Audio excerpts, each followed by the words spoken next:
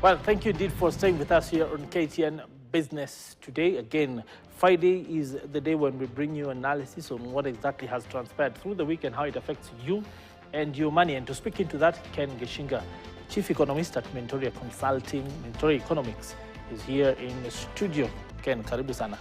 Many thanks, Wakaba. I think a good place to start would be for you to start by reading the tea leaves for us. Talk to us about what you think has been the biggest story this week in terms, of course, of things affecting the business and economic space and what its consequences, as we say, are.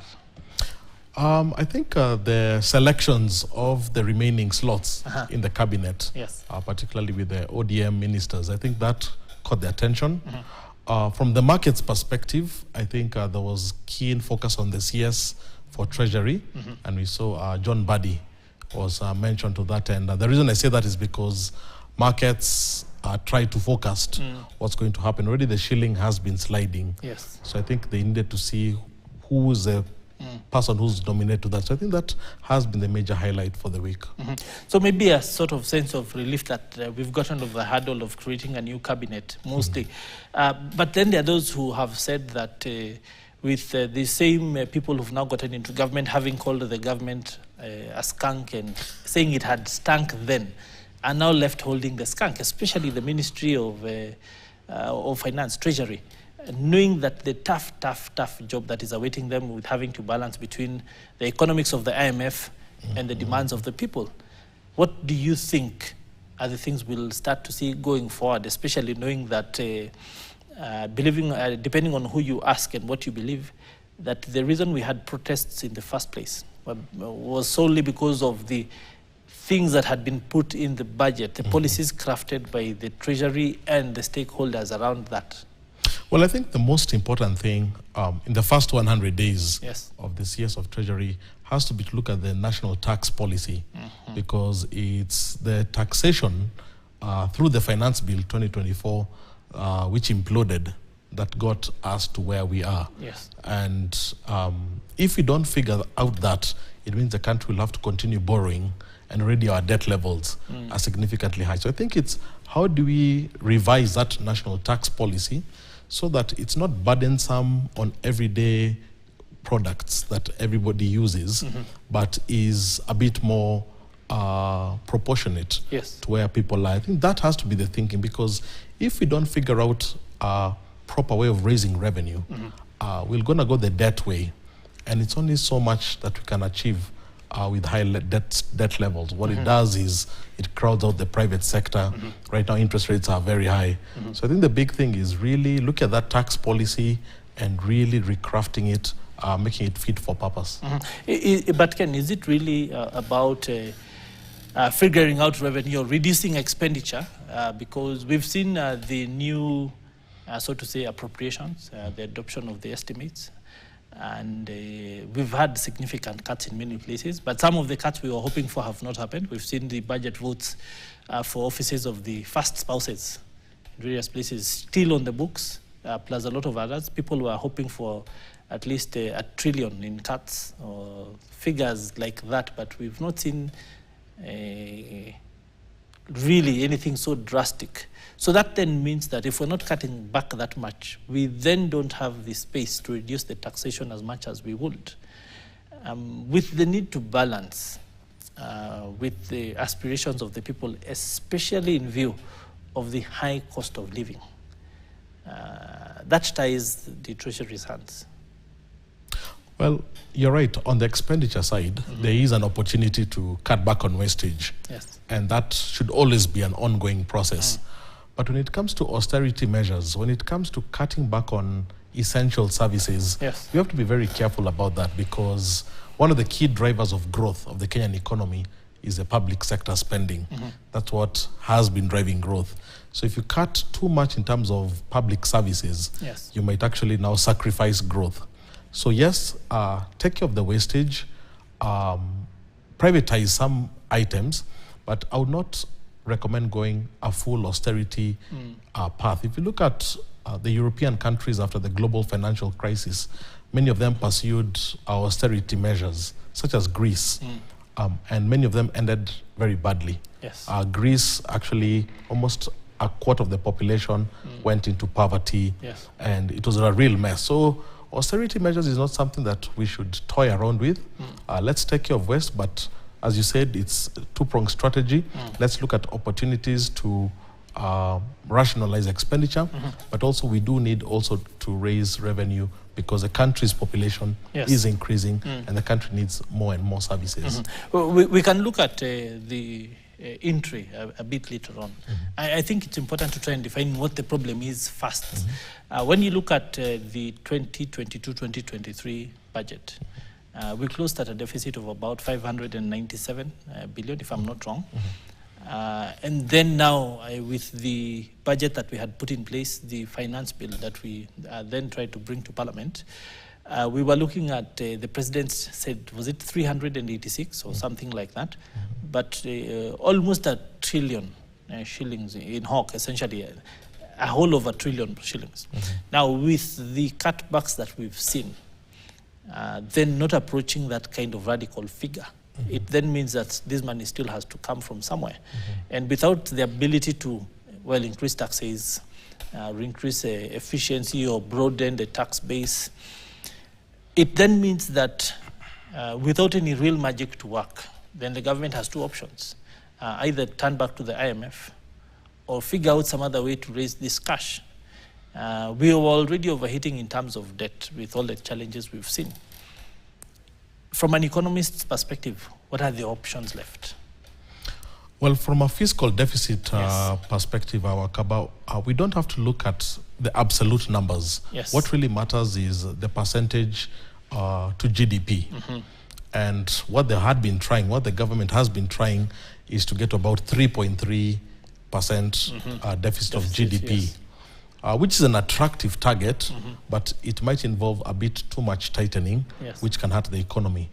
In the revised estimates that Treasury circulated a few weeks ago, the new fiscal deficit is about 3.6% of GDP, which is still attractive, but in economics, in international economics, the sustainable level is about 4%. So which means if Kenya can still operate with a 4% fiscal percent debt to GDP, we can still be in a safe spot. So this rush towards getting to those attractive numbers, yes, they can please the IMF, but they can place a huge burden on Kenyans, as we've seen. So I think we should be able to work with 4%, which means we can reduce our budget cuts, keep the economy growing. As the economy grows, then you're able to do a bit more tightening. I think the biggest challenge the previous cabinet tried was to tighten too fast, too quickly, and that ended up with adding huge taxes on Kenyans, and you can see how that really backfired. Then bearing that in mind, Ken, and bringing the people we've seen, although ODM, of course, has been maintaining that these people have come in personally, not from an ODM perspective into government. But bringing them into government would then also sort of mean that we might be importing some of the things that were on their manifesto, right?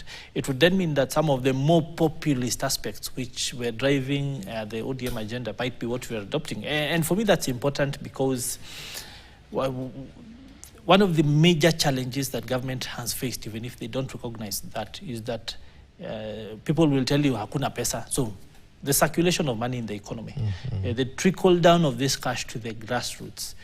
The CS's major role then is making the economy more inclusive. What do you think are the avenues that he has to try and achieve that?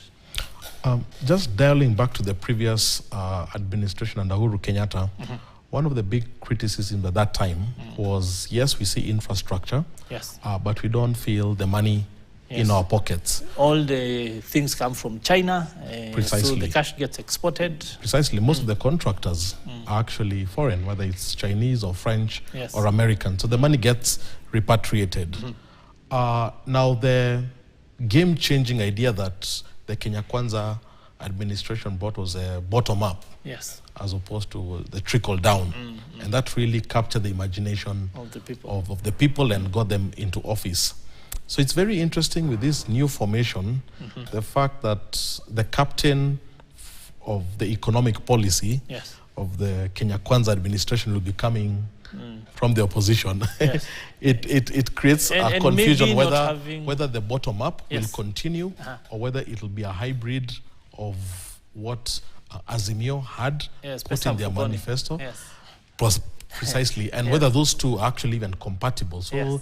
there'll be a lot of clarity required in terms of, and that I think will come up with during the vetting in terms of the policies Yes. that we expect moving forward, because those are two diametrically opposed philosophies. Yeah. Yes. And when you think about the fact that Kenya has, for the last, since we put in the constitution, espoused to be a devolved sort of country with the counties and that local government thing and then national government, but then national government still being in control of the purse, such that even a crisis like what we saw here in Nairobi having huge ramifications for grassroots politics, grassroots economics. How do we continue the decentralization to ensure that these places become more autonomous, get to keep more of the money that they make so that they can make a difference at the local government level, rather than then still having to centralize their funds like we've seen, and then having to trickle down again, despite the, of course, political rhetoric? Well, I think that's a political economy question because devolution, yes, economically speaking, is a game changer. It takes resources to where people are. But of course, there are elements that are weakened in central government when resources are taken to the counties.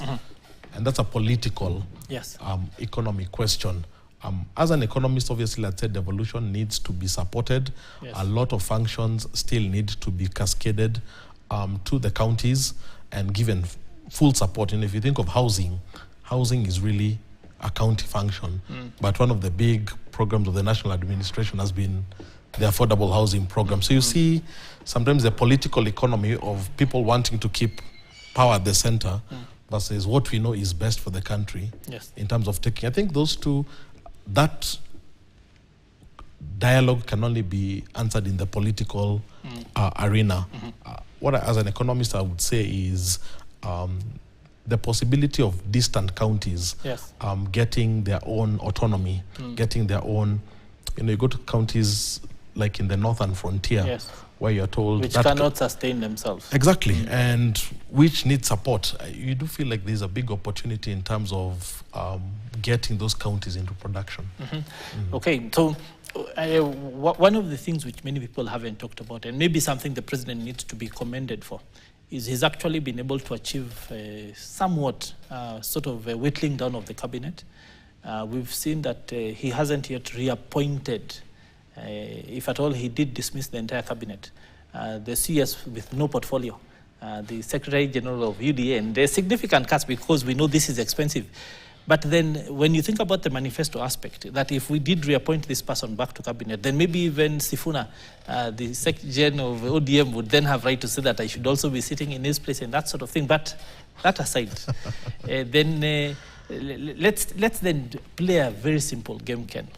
Assuming that as a consultant, as an economist, we hired you to pick out the 5 things that the cabinet has constituted, the new treasury CS has to get right and put in place within his first 100 days to make sure that this works.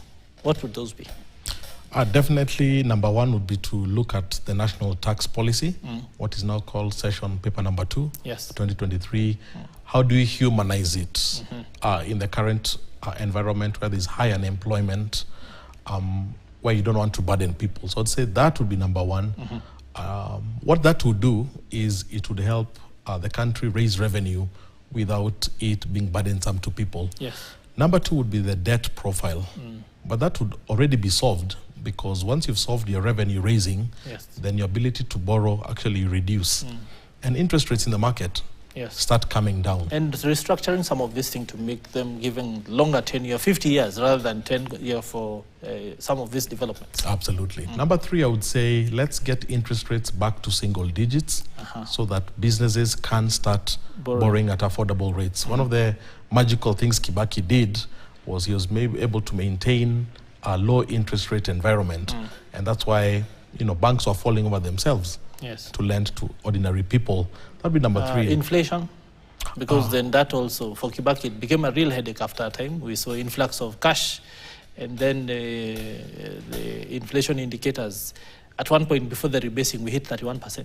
Yeah, you're right. There was a period around 2011 where it hit up. But also that was also driven by a bit of international factors, fuel and all. But if you're able to make sure production is going through across the country, then inflation actually comes down. Because what is inflation? Is too much money chasing too few goods. So if the number of goods increase, or the perception goes up. Then I would say a focus on agriculture. We need a that's number 4. Really, the CS for agriculture has to be very close with the CS of Treasury. Let's get extension services out to farmers. Let's start looking at all the idle land that's not being put to use. Let's ask, why is this idle land idle? Is it because it's a court case? Let's resolve that. Is it someone land banking to the expense of everyone else? Precisely. And if it's a court case, I would say go back now to the judiciary.